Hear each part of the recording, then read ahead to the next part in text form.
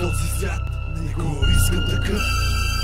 Да е нашите надежди, не го искам такъв. Не искам този свят, виждам само кръв и сълзи. Не искам този свят, в който всеки иска да е богат. Не искам този свят, Господи, позволи ми веднъж да съм на другия бряг. Не искам този свят, виждам само кръв и сълзи. Не искам този свят, в който всеки иска да е богат. Не искам този свят, Господи, позволи ми веднъж да съм на другия бряг. Да, няма спор, животът е крайен, но защо всеки тук е отгладен, по-огладен? Мисълта за обрат е на първо място, но съдбата копеле ме хвана на тясно. Живеех с мечтите, по-добри бяха дите, нямаше сприцовка в вените. На 15 годишните разбрали какво имам предвид. Защо живота на децата ни от сега е разбит? Защо да ви лъжа?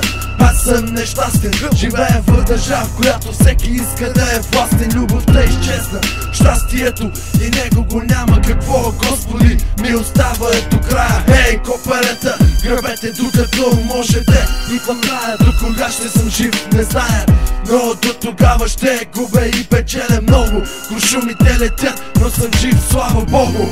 Не искам този свят, не искам този свят, виждам само кръв и сълзи. Не искам този свят, в който всеки иска да е богат. Не искам този свят, Господи, позволи ми веднъж да съм на другия бряг. Не искам този свят, виждам само кръв и сълзи. Не искам този свят, в който всеки иска да е богат. Не искам този свят, Господи, позволи ми веднъж да съм на другия бряг. Не искам този свят, вече повече от ясно.